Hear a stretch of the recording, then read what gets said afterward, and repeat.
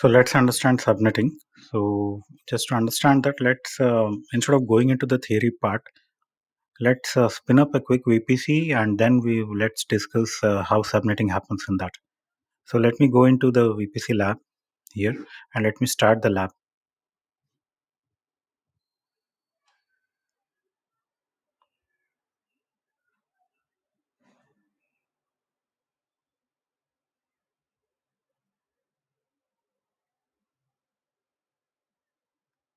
Now, as you see, the lab has been spinned up. So what I will do is I will open the console and I will actually add the username and password in the AWS account window.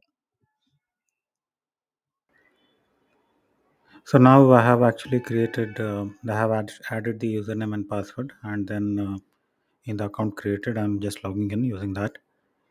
So now if you can see this here, there will be a VPC. Let's click on the VPC.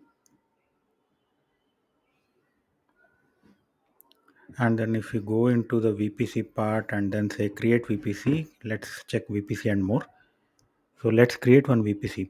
So as you can see, this is the CIDR that will be given, and it is telling that it has 65,536 IP addresses in that, or the hosts. Okay, so now if I want to actually create few more subnets into that, look at this. If I select 2 and 2, I can look at customizing here. Instead of uh, instead of breaking that, I can actually say if I put a number like 24, this will show me as 256. Then if I actually go into that and say 1.0/24, it will give me another 256. Let me repeat that same. Then we have another one. Let me change it from 2 to 3.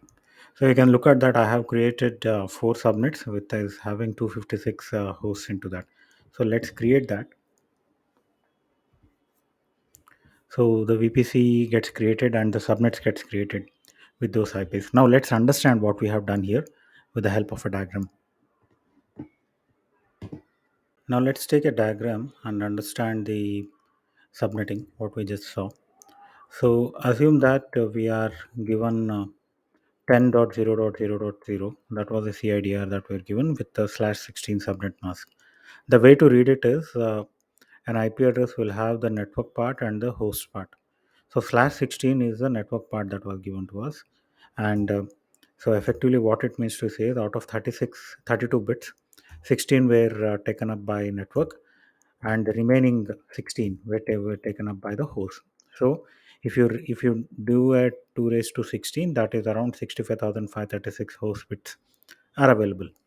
Now what we did, instead of taking a one big room which can actually accommodate all the hosts, we started dividing that into number of small rooms by increasing the number of network bit length.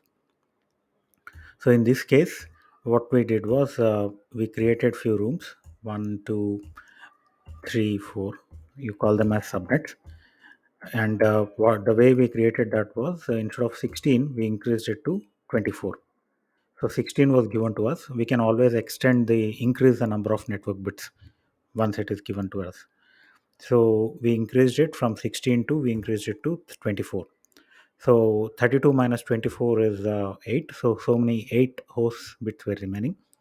So what that gives effectively is I can actually have 256 host addresses in the network bit.